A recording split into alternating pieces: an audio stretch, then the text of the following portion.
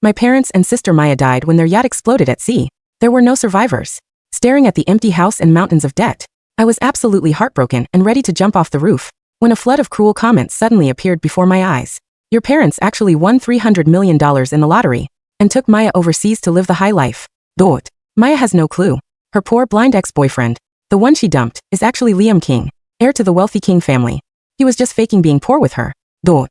When Maya blows through all the money and comes back, Liam King will be furious and lock her up to punish her. Dot. Chloe. Jump already. We're waiting for Maya to get back. Dot. I suddenly changed my mind about dying that night. Soaked to the bone and drunk, I stumbled into Liam King's apartment. After a wild night with Liam, I woke up with every muscle in my body sore. Liam opened his eyes right at that moment. He was blind. He'd lost his sight in a car crash 6 months earlier. My sister Maya had dumped him countless times, disgusted by his poverty and disability. But for a split second, I had this weird feeling he was staring straight at me. But just as quickly, his eyes went back to their usual empty. Focus stare. He spoke in a rough, hoarse voice. Maya, is that you? The malicious comments surged again. What the hell? Chloe didn't kill herself. How is she sleeping with Liam? Unbelievable. Is she trying to impersonate Maya? Liam's vision was restored ages ago. If she dares lie to him, she'll regret it big time. So he could see this whole time? I bit my lip, trying to calm my racing heart, forcing helplessness into my voice. No, I'm her sister. Chloe. My sister. She's gone. Yesterday, I meant to bring you some of her things, but I got drunk and don't remember anything after that. Glancing at our torn clothes balled up on the floor, I looked away awkwardly. Did you mistake me for Maya last night? I'm so sorry. I shouldn't have drunk so much. I was just so heartbroken. I'm all alone now after all. I let out soft, trembling sobs. The comments swirled. What an idiot. She's still making excuses for Liam. Liam wasn't really blind yesterday. When she threw herself at him soaking wet, I saw Liam react right away. That any guy would react to a hot, wet girl throwing herself at him. This chick's a total schemer, isn't she? A slight tremor ran through my body. The thin blanket slipped off my shoulder, exposing red marks on my pale skin. Liam's Adam's apple bobbed up and down. After a long pause, he finally spoke. I'm sorry. I thought you were someone else. With teary eyes, I fumbled to wrap the torn clothes around myself. In that case, let's just forget this happened. I'll leave now. Please don't be upset. I stood up, my legs wobbly, nearly collapsing. Liam reached out to steady me. The second his fingertips brushed my wrist, I flinched. The comments started again, spewing insults. Liam won't be upset. He already knows Maya faked her death. That even those debt collectors, he hired them. Pushing Chloe to suicide was his first warning to Maya. That Maya has no clue her spot's been taken. That this is so frustrating. Chloe, just die already. I ducked my head and rushed out the door. When I got home, the debt collectors who'd been hanging around downstairs were gone. My heart dropped. They really were sent by Liam. I shut the door and collapsed onto the floor, completely drained. Every inch of my body ached. Of course, I hadn't been drunk originally. When I was desperate, I just wanted to get a little sympathy from Liam, hoping he'd go easy on me. I never expected him to react so intensely, keeping me up all night. I curled my lips into a bitter smile. Liam had lost his eyesight in a car crash while saving Maya. But after he went blind and became disabled, Maya wouldn't even look at him. He never answered his messages. She made him wait 3 hours in the freezing winter rain, while she video chatted with someone else upstairs. She hated his cheap gifts, tossing them in the trash right in front of him. I used to think he was wasting his time, but now it seemed like it was all just some rich kid's game. The comments suddenly erupted into an argument. For some reason, I think Maya made the right choice. Who doesn't want a rich guy? Who'd want a boyfriend who's both blind and broke? Even if Liam wanted to test her loyalty, playing games like this is totally unnecessary. But let's be real. Maya might be selfish, but she's just lucky. Once she and Liam make up, she'll become Mrs. King, and Liam will still spoil her rotten. That exactly. Good girls finish last. Bad girls get everything. That reading those comments, I thought they were completely ridiculous. Growing up, my parents always favored Maya over me. She stole my toys, my clothes, my scholarships. After I started working, I pulled all-nighters every day, and they take my paycheck to pay for Maya's expensive dance lessons and designer stuff. They wanted me to prop her up, make sure she succeeded. Now they'd won $300 million in the lottery. Not only did they abandon me with mountains of debt, but they wanted to use my life to pave her way too. Why should she get everything while I die like a dog? Resentment coiled around my heart like a poisonous vine. I'd always picked up Maya's leftovers anyway. Since Liam was one of her cast-offs, I might as well take him and use him. My next run-in with Liam happened sooner than I expected. As I walked out of the hotel, where I worked part-time, completely worn out, I looked up and saw Liam standing across the street. A cigarette hung from his lips and a white cane leaned against his leg. The rich really have the strangest hobbies. Maya was gone, but Liam King was still keeping up his little act. Not far away, a guy seemed to recognize him and approached. With a fake smile, I called out suddenly, Liam. I marched right over to him. Before he could say anything, I grabbed his wrist. Come with me. I spoke quickly, lowering my voice. I saw someone suspicious approaching you. Probably debt collectors. My sister took out a huge loan before she left. And since you were her boyfriend, they'll definitely come after you. You can't see you'll be in danger. You got hurt saving my sister. So I'll look out for you in her place. Don't worry. As long as I'm around, I won't let them hurt you. I'll never leave you. My voice was so sincere it almost sounded religious. Will you trust me? I don't know what part of that got to him. Liam hesitated, then took a lazy step forward. He let me lead him, and I took him back to my place. And I kept my word, taking care of him like he was my own family. When his stomach acted up, I'd get up in the middle of the night to buy him medicine. Since he couldn't see, I'd hold his hand and guide him to feel his way around, over and over until he knew where everything was. Even when I was starving myself, I'd spend every cent I had to take him to a doctor appointments. Through it all, Liam would just look at me coldly, a hint of amusement sometimes flashing in his eyes. At the hospital, the doctor shook his head and said there was no improvement. I could barely hide my disappointment and heartache. Walking out of the exam room, Liam suddenly laughed bitterly. I heard you sigh. Is this really worth it? You're not the one who's blind. Why are you so upset? I stopped and suddenly cupped his face in my hands. Liam's eyes flickered with surprise, barely hidden. You mean a lot to me, I said, looking straight into his eyes. So your pain hurts me too. You have such beautiful eyes. I won't give up on them. Liam's Adam's apple bobbed and he gave me a complicated look. My face showed how sad I was, but I forced a smile into my voice. Honestly, I was thinking, if you could see again, I'd do anything. When we got home, I dragged him inside with teary eyes. While pouring water, I accidentally spilled half the cup on myself. Thin fabric clung to my body when it got wet, showing off my curves. Liam's expression changed. I noticed a subtle shift in his posture. Biting my lip, I pulled him close by his collar and kissed him first. Liam froze for a second before taking control of the kiss. The next morning, my body ached even more than the first time. I pushed through the discomfort and got up. Liam was already up, tossed a necklace at me. I picked this up at a street vendor a while back. It's not worth much, but it's pretty. For you. The comments suddenly exploded. Unbelievable. How did Liam end up with this, Chloe? Doesn't he know Maya got tricked into gambling and is in real danger? I assent that the diamond Liam bought at the auction. Why is he giving it to Chloe? It was supposed to be a peace offering for Maya. After she flipped out about being locked up. Are you crazy, Chloe? How dare you go after Maya's guy? I ignored the crazy comments, looking at the necklace in my hand with fake surprise. A diamond from an auction. That must be worth a fortune, right? If I sold it, would that set me up for life? Just then new comments popped up. Relax everyone. Can't you see Liam's just stringing Chloe along? The King family had found out about his wild behavior this year, and flipped, ordering him home immediately. That Liam's worried Chloe will cling to him, so he's putting on a whole show. He'll hire guys to fake his kidnapping, then stage his death at sea right in front of her, to crush her hopes completely. Chloe's such a lovesick fool. Can't she tell? Liam looks at her like she's a stray dog. Liam was leaving. I tightened my grip on the diamond, suddenly feeling cheated. I played my part so well these days. All I got was a lousy diamond. Meanwhile, Maya did nothing and would get everything just by coming back. That wasn't fair. That afternoon, Liam said he needed to go out alone, and told me not to follow. I knew exactly what he was up to, and I had my own plans too. I went to the pharmacy and bought a pregnancy test. Thinking about the recent changes in my body, my heart was racing. When I saw the 2 bright red lines on the test, I let out a huge sigh of relief. I still had an ace up my sleeve in this game. Just then my phone rang. Chloe, right? You don't pay up, you pay the price. Liam's with me now. If you don't want him dead, get to this address. When I got there, I saw Liam's back. He was tied to the railing of an abandoned cargo ship, hands bound behind his back. Kidnapper gave me an evil grin. I only gave you 20 minutes. You're too late. His time's up. With that, he cut the rope right in front of me. Liam, still tied up, fell straight into the ocean. My eyes went wide. The next second, I ran forward without thinking. I jumped in. The water was freezing, and my vision started to blur. Through the haze, I saw the Liam figure untie himself and swim smoothly towards shore. I scoffed to myself. Liam's hired double wasn't very convincing, but I still jumped in without hesitation, because I was gambling on a possibility, betting my life on it. I gambled that I would win. The water was so cold, I quickly lost strength, thinking slowly toward the ocean floor. Just as I thought I'd lost the bet, someone gasped and dove into the water. I forced my eyes open. The last thing I saw was Liam's panicked face, a look I'd never seen on him before. When I came to in the hospital, my whole body felt icy cold to the bone. I heard the doctor scolding Liam beside me. Do you realize she's pregnant? And you took her to a place like that?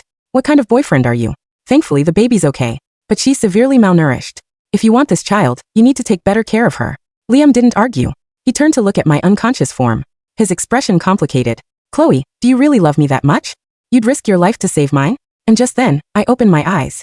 Our eyes met for 2 seconds before I quickly looked away. My voice was weak but steady. Doctor, I want to terminate the pregnancy. Liam's eyes sharpened. What did you say? I turned my head away. This baby shouldn't be born. I'm getting rid of it. Your eyes have been fine for a long time. Why did you lie to me? The silence in the VIP hospital suite was deafening. Liam King, the man who had orchestrated a fake kidnapping and a staged death just to see if I'd mourn him or move on, stood frozen at the foot of my bed.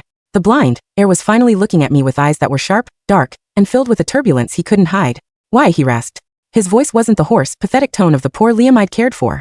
It was the voice of a man used to giving orders. If you knew I could see, if you knew it was a game, why did you jump? I looked at him, my expression vacant. I didn't let him see the bile rising in my throat. Because I'm a fool, Liam. I thought if I saved the man I loved, maybe God would give me back the family I lost. I let a single tear trail down my temple. But I don't have a family, and the man I loved never existed. The comments surged in my vision, a neon red blur of malice. Look at him shaking. Liam is actually feeling guilty. Chloe is a genius. She's using the pregnancy to chain him. Wait until Maya shows up. Liam's guilt will turn back to obsession for the real sister. Dot. Maya just landed at the private airport. She's wearing a $50,000 coat bought with the lottery money. She thinks Chloe is dead. I won't let you terminate it, Liam said, his voice dropping to a dangerous low. He stepped closer, the scent of expensive sandalwood, his real scent, replacing the smell of cheap tobacco he used to wear to play the part of a beggar. The child is a king. You'll stay at my estate until the birth. A king. I laughed, a hollow, jagged sound. You spent months letting me feed you, wash you, and beg for your medicine while you laughed at me behind those dead eyes. Do you really think I want to bring a child into a world where their father is a monster? Liam's hand shot out, gripping the railing of the bed. His knuckles were white. For a moment, I thought he might snap, but he simply turned to the bodyguard at the door. Watch her. If she moves, call me. As he walked out, the comments flickered again. He's going to meet Maya. Liam thinks Maya is the innocent one who was forced away. He's in for a surprise. I waited until the door clicked shut. My hand moved to my stomach. There was no love there, only a cold, hard determination. I wasn't going to be the tragic second choice. I was going to burn their playground down. 3 days later, I was discharged, which was just a polite word for being moved to Liam's sprawling manor on the outskirts of the city. The debt collectors were gone, replaced by maids who looked at me with pity. They saw a girl from the slums who had managed to catch a billionaire's eye through a lucky pregnancy. They didn't know I was a woman living in a house of mirrors. I was sitting in the garden when the front gates swung open. A sleek, silver Maybach rolled up the driveway. Out stepped a woman in a wide-brimmed hat and oversized sunglasses. Maya. Behind her were my parents, the people who had supposedly been blown to bits at sea. They looked tanned, healthy, and draped in labels I used to spend 3 months' salary just to look at through a store window. The comments went wild. Here we go. The showdown. Maya thinks Chloe is a maid. She hasn't seen her face yet. Dot. Liam is watching from the second-floor study. He's testing both of them now. Maya marched toward the porch, complaining about the humidity. This place is okay, I guess, she told my mother. But I told Liam I wanted a villa in the south of France, not this gloomy old estate. Don't be ungrateful, Maya. My mother cooed. He's the king heir. Once you marry him, we never have to worry about money again. It's a pity about Chloe, but at least her death kept the creditors off our backs long enough to settle the lottery payout. I stood up from the shadows of the willow tree. A pity indeed, I said clearly. The three of them froze. My mother dropped her designer handbag. Maya's sunglasses slid down her nose. See, Chloe. Maya stammered. Her face went from shock to a sneer in seconds. You're alive? How? The news said. The news said you were dead too, I interrupted, walking toward them with slow, deliberate steps. Funny how things work out. You were living the high life on $300 million, while I was selling my blood to pay off the debts you left in my name. My father stepped forward, his face hardening. Now, Chloe, don't be dramatic. It was a strategic move. We knew you were hardy. We knew you'd find a way to survive. We did it for the family. For Maya, I corrected. Well, yes. Maya stepped up, regaining her confidence. She looked me up and down, her eyes landing on my simple maternity dress. And look at you. Still a bottom feeder. What are you doing in Liam's house? Are you the new scullery maid? I'm the mother of his child, I said. The silence that followed was even more delicious than the one in the hospital. Maya's face turned a hideous shade of purple. You slept with my boyfriend? You disgusting little thief.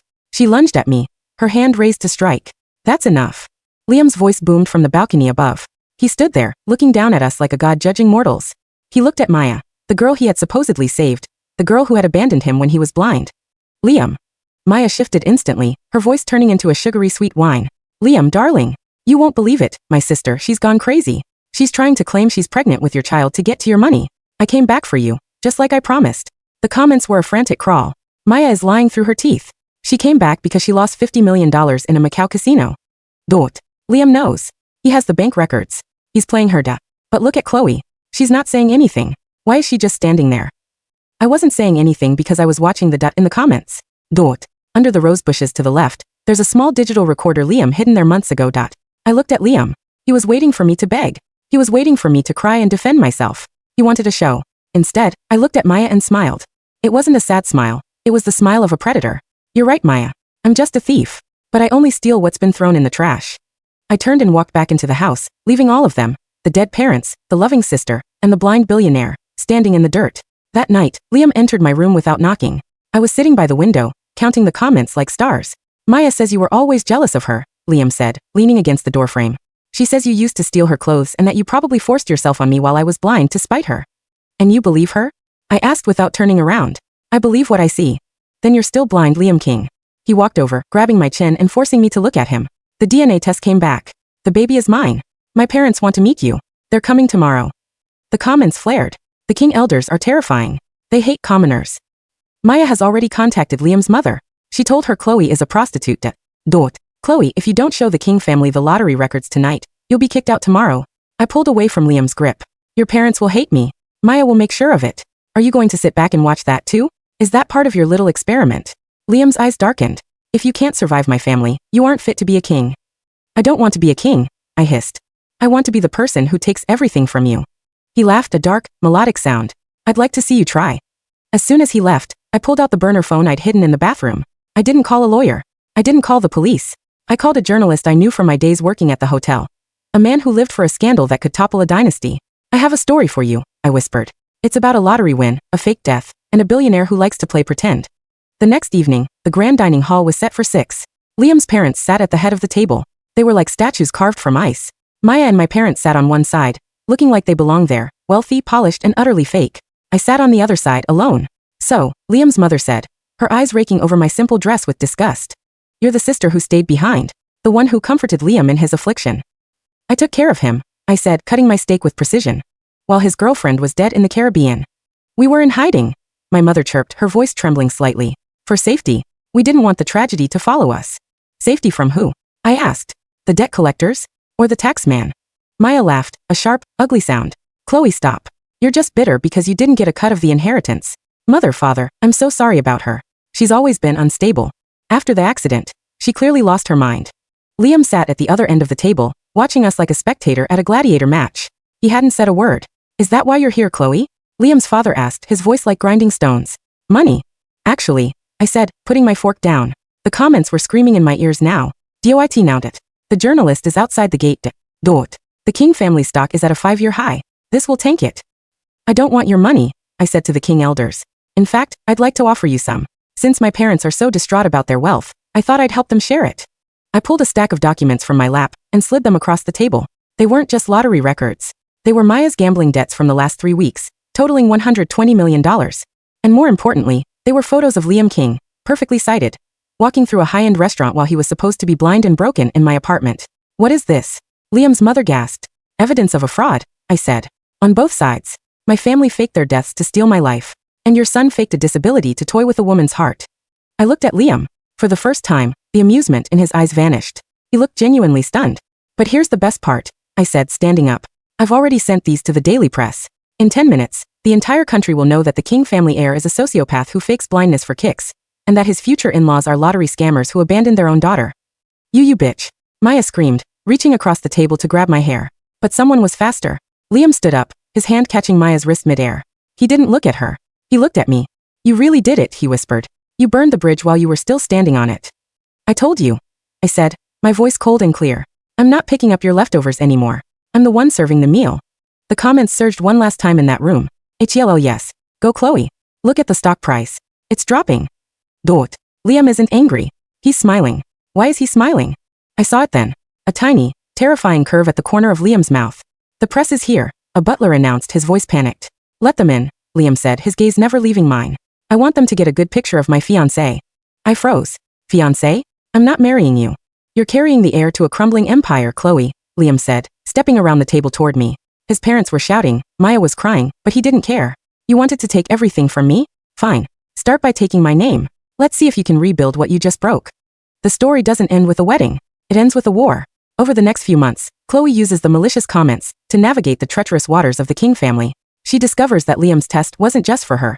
His own parents were trying to oust him from the company, and he used his blindness to see who would remain loyal to him. He was a predator among predators. Maya, desperate to regain her status, tries to frame Chloe for a miscarriage by pushing her down the stairs. But Chloe, warned by the comments that Maya put oil on the 3rd step, catches Maya in her own trap. Maya is the one who falls, and in the ensuing scandal, The truth about the $300 million lottery win is fully exposed. The government seizes the remaining funds for tax evasion, leaving Chloe's parents in the very poverty they tried to escape. They end up living in the same rundown apartment Chloe once occupied, haunted by the debt they tried to pawn off on her. On the day of the child's birth, Liam is sitting by Chloe's bed. He is no longer playing games. He has lost half his fortune in the scandals, but he has consolidated power over what remains. Do you still hate me? He asks. Chloe looks at him, then at the comments fading from her vision. For the first time in a year, the screen is blank. The malice is gone because her destiny is no longer written by others. I don't hate you, Chloe says. But I don't trust you. And that's why you love me, isn't it? Because I'm the only one who sees you for exactly what you are. Liam leans in, kissing her forehead. Exactly. Chloe has won. She didn't just survive the explosion of her old life. She became the fire. She keeps the diamond necklace Liam gave her, not as a token of love, but as a trophy. She is no longer the other sister. She is the queen of the King family, and she will never be hungry or invisible, ever again.